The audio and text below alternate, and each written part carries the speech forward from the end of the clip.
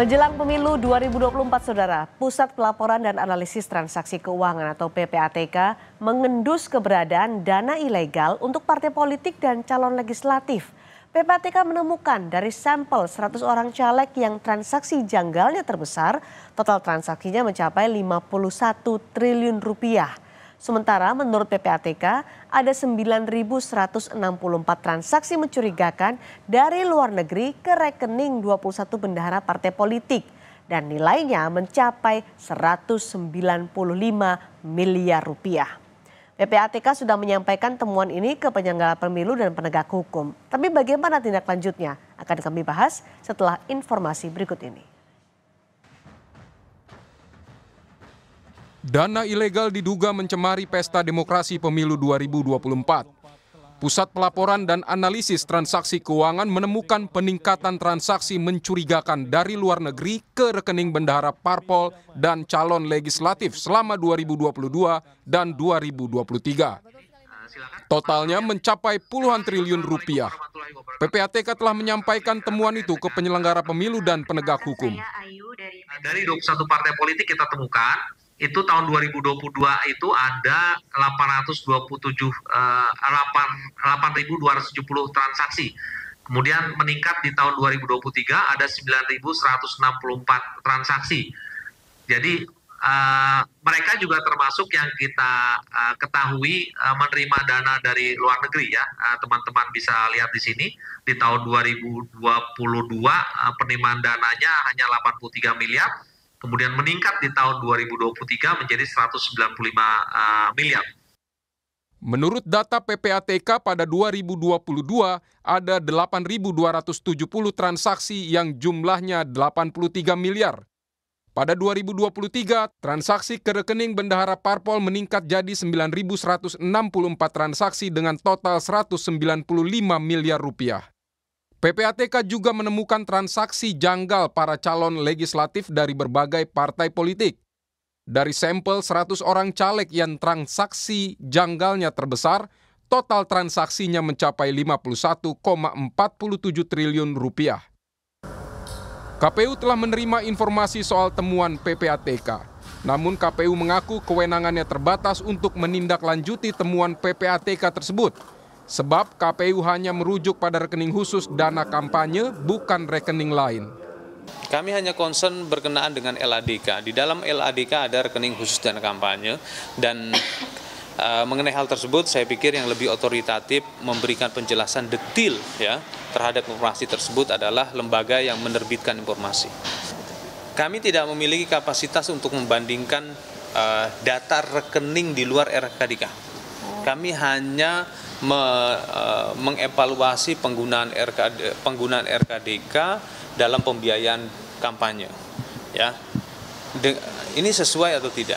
Nah, kalau ada rekening-rekening lainnya itu digunakan untuk transaksi keuangan, tentunya itu di luar kewenangan KPU. Sementara Badan Pengawas Pemilu mengaku belum menerima informasi soal temuan PPATK. Bawaslu menyebut akan mengecek lagi informasi tersebut. Belum tahu, nanti kita lihat dulu. Belum. Tapi temuan itu jadi pembantu. Komisi Pemberantasan Korupsi menyebut dari 21 temuan PPATK, KPK baru menerima 2 laporan mengenai transaksi mencurigakan ke bendahara parpol. KPK menyatakan akan menindaklanjuti temuan PPATK tersebut apakah bersumber dari kejahatan korupsi. Tentu mereka kemudian PPATK akan melimpahkan kepada institusi yang memiliki kewenangan untuk itu. Nah, sementara yang Anda katakan 21 ya? 21, kami belum menerimanya. Yang kami menerima itu baru 2. Itu yang dapat kami sampaikan, sehingga kami untuk yang selebihnya tidak bisa menjelaskan. Kira-kira gitu ya. Ya, sedang kami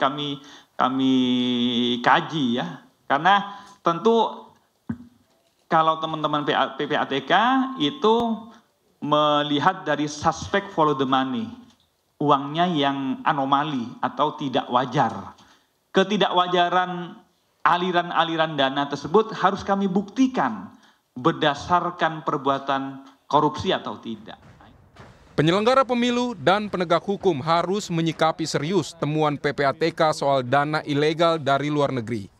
Jangan sampai pembiayaan yang menyalahi aturan mempengaruhi kualitas demokrasi. Tim Liputan, Kompas TV. Bagaimana menyikapi laporan PPATK soal transaksi mencurigakan menjelang pemilu? Apa yang harus dilakukan penyelenggara pemilu dan penegak hukum? Kita akan berbincang melalui sambungan Zoom dengan PLT Deputi Analisis dan Pemeriksaan PPATK, Danang Trihartono, dan Pembina Perkumpulan untuk Pemilu dan Demokrasi, Titi Anggraini. Selamat malam, Mbak Titi, Pak Danang. Selamat malam Mbak Cindy, Pak Danang. Terima kasih sudah bergabung di Sapa Indonesia Malam. Pak Danang, kami ingin tahu dari PPATK yang menemukan ada aliran dana luar negeri ke 21 bendahara partai politik, begitu ya? Betul?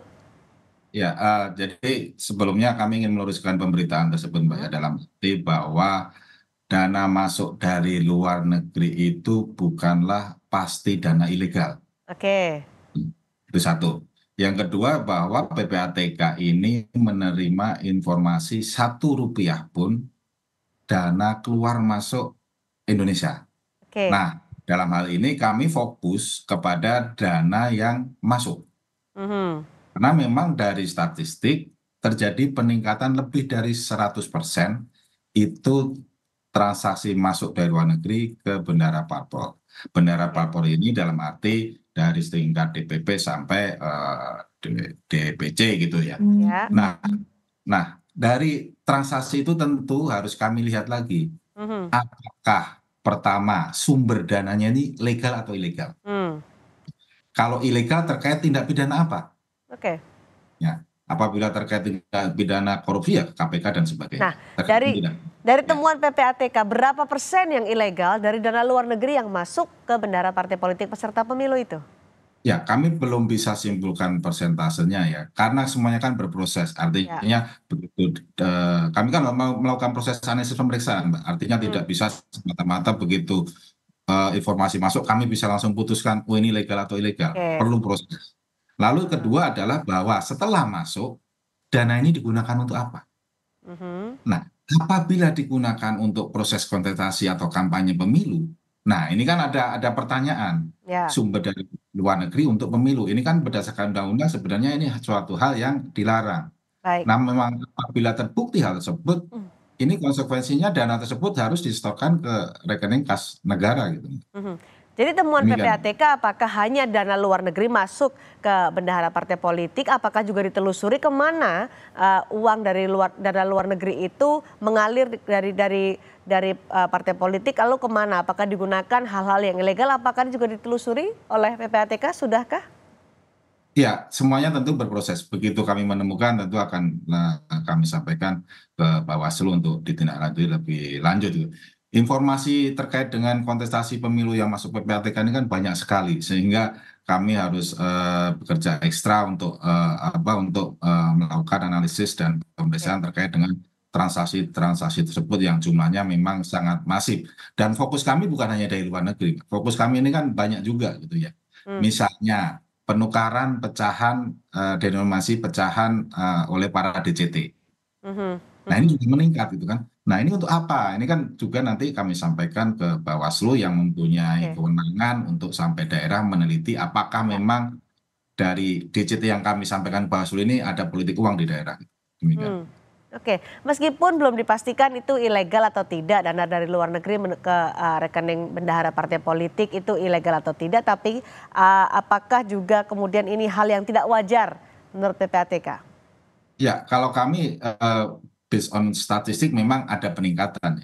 Ada peningkatan yang tentu saja ini jadi concern kami.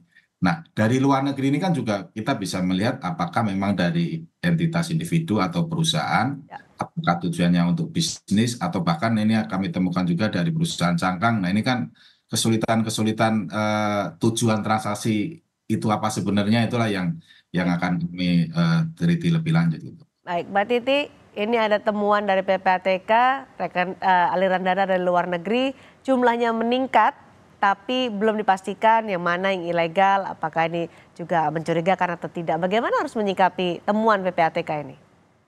Ya, pertama tentu saja kalau saya ya sebagai pegiat dan peneliti pemilu senang sekali mengapresiasi apa yang disampaikan oleh PPATK ini. Karena memang dari pemilu ke pemilu, keluhan soal politik biaya tinggi, politik transaksional, ruang gelap dana politik, dana kampanye, itu selalu mengemuka. Mudah-mudahan kita ada kesungguhan untuk betul-betul membongkar ini sehingga politik kita menjadi politik yang bersih, pemilu kita pemilu yang bersih, demokrasi kita demokrasi yang sehat. Nah itu yang pertama. Jadi justru menurut saya semua pihak harus menghargai, mengapresiasi dan mendukung kerja-kerja PPATK dan ini diharapkan terus konsisten dilakukan mengingat masa kampanye kita akan masih berlangsung dan hari H itu kurang lebih 31 hari lagi, setelahnya masih ada proses yang pasti membutuhkan dana besar. Nah yang berikutnya apa yang bisa dimaknai dari temuan tersebut? Ini bisa dimaknai dari beberapa dimensi. Pertama dimensi pencegahan. Pencegahan tentu saja ini bisa menjadi informasi awal bagi Bawaslu, bagi kantor akuntan publik yang nanti akan menerima dokumen laporan akhir dana kampanye dari KPU untuk melakukan pemeriksaan secara lebih menyeluruh.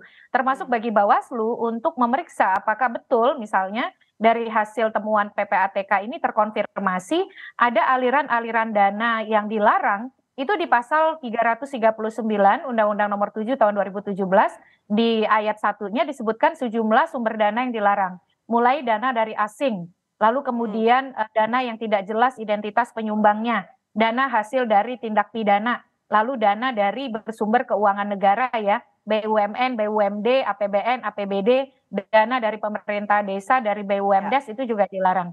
Nah jadi jelas gitu ya, kita harus antisipasi karena ternyata ada peningkatan keluar masuk uang dari asing gitu, dari luar negeri mohon maaf. Nah itu belum tentu juga tindak pidana, tetapi kan ada tendensi yang kita perlu antisipasi Mbak Cindy. Yang kedua dari sisi penegakan hukum. Nah tadi kan pencegahan bagi kita untuk kemudian lebih waspada, terutama soal misalnya penukaran uang.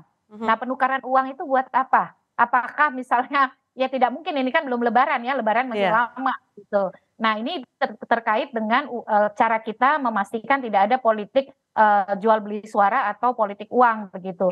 Nah dari sisi penegakan hukum, menerima dana dari pihak yang dilarang yang tadi saya sudah sebutkan, itu merupakan tindak pidana yang bahkan kalau dia terbagi beberapa tindak pidana, menggunakan merupakan tindak pidana, tidak melaporkan sesuai dengan jangka waktu yang diatur dalam undang-undang yaitu 14 hari ya setelah menerima dana, itu juga merupakan tindak pidana.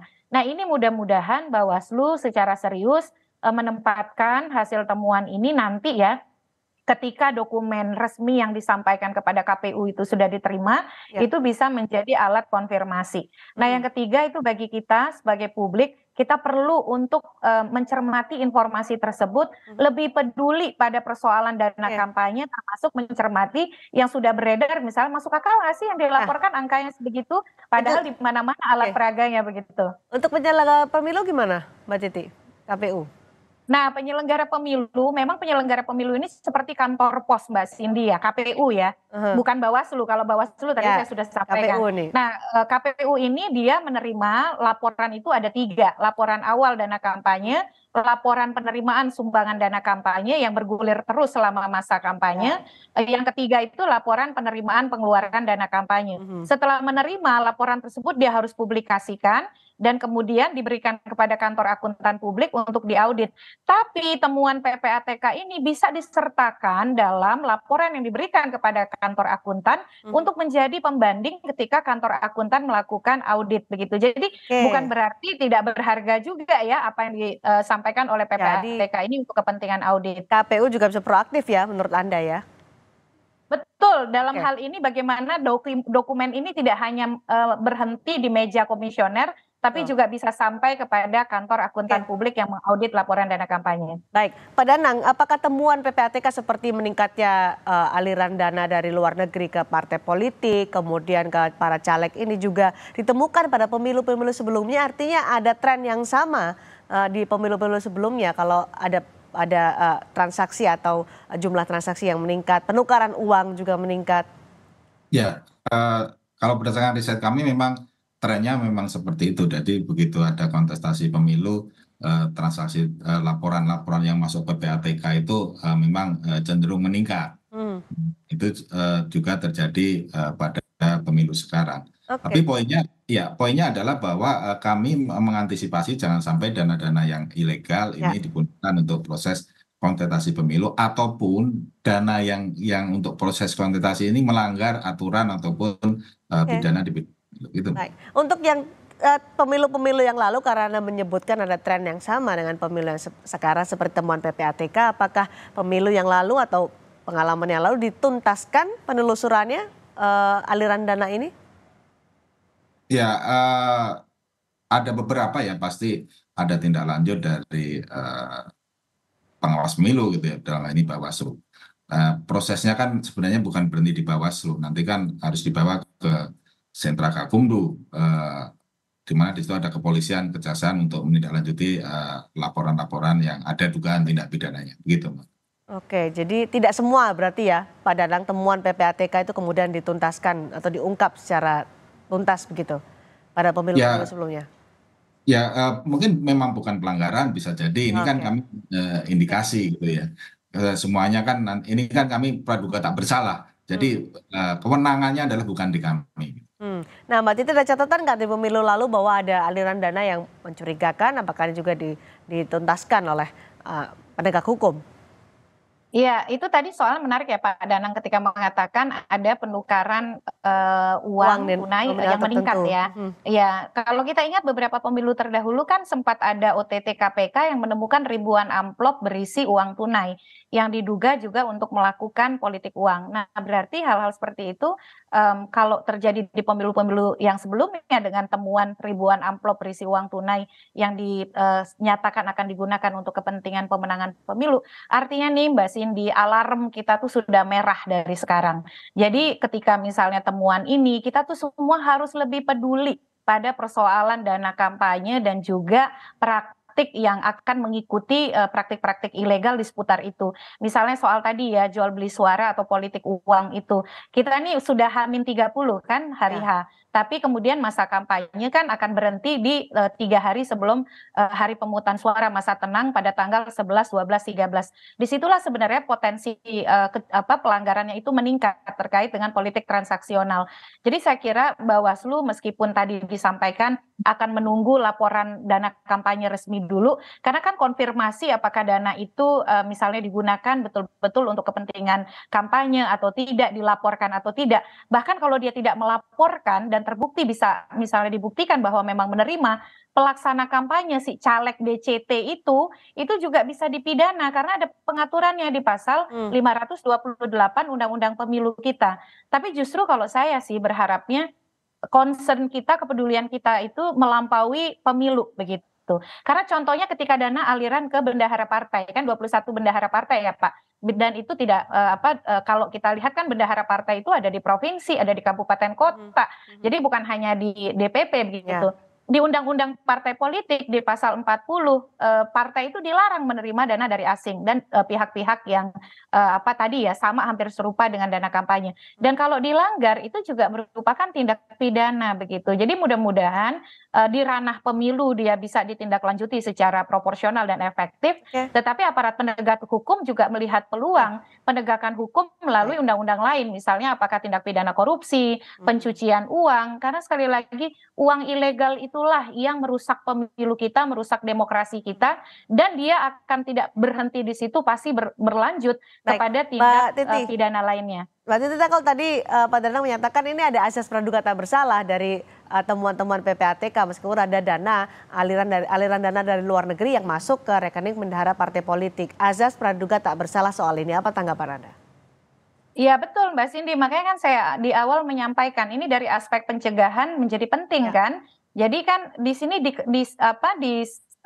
istilahnya disebarluaskan kepada seluruh aktor politik bahwa transaksi Anda itu tidak lepas dari pantauan otoritas yang namanya PPATK. Mudah-mudahan PPATK selalu diberi kekuatan, keberanian, konsistensi, komitmen untuk terus bekerja menyampaikan hal-hal seperti ini. Karena kalau tidak disampaikan, Mbak, yang tadinya itu misalnya baru potensi itu bisa terrealisasi, bisa terjadi pelanggaran itu. Nah ini yang dan termasuk kita ya, media, masyarakat juga untuk memantau pergerakan di lapangan, jangan sampai juga terjadi politik transaksional berupa jual beli suara. Terakhir Pak Danang, untuk Pak Danang, apakah informasi atau temuan yang ditemukan oleh PPATK soal aliran dana ini diberikan ke penyelenggara pemilu dengan menyebut secara detail sumber pengirim, partai penerimanya? Ya, khusus untuk transaksi dari luar negeri memang kami masih berproses. Karena memang kan tidak ada larangan juga bahwa bendara ini mempunyai bisnis. Ya kan? Jadi kami melihat nanti setelah masuk ini digunakan untuk apa gitu kan, Mbak. Baik. Nah ini kan proses kampanye kan juga masih berjalan.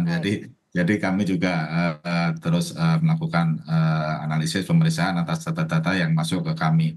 Dan nanti apabila ditemukan pelanggaran, pasti akan kami sampaikan kepada Bawaslu dalam hal ini. Baik, temuan dari PPATK perlu didalami lagi, disisir lagi mana yang ada indikasi tindak pidana korupsi atau ada indikasi transaksi yang ilegal atau mencurigakan untuk menjaga demokrasi. Terima kasih Pak Danang. Sama terakhir Mbak Cindy ya, silakan, mungkin Mbak Titi, kalau singkat memang saja. Partai tidak melakukan tindakan ilegal, caleg tidak melakukan tindakan ilegal, kan tidak perlu takut ya Pak Danang ya. Kan berarti semua bisa dibuktikan dan dicari fakta pembenarnya. Jadi tidak usah khawatir dan tidak usah terlalu merasa takut itu. Baik, terima kasih Mbak Titi dan Pak Danang sudah berbagi informasi dan pandangan di Sapa Indonesia malam hari ini.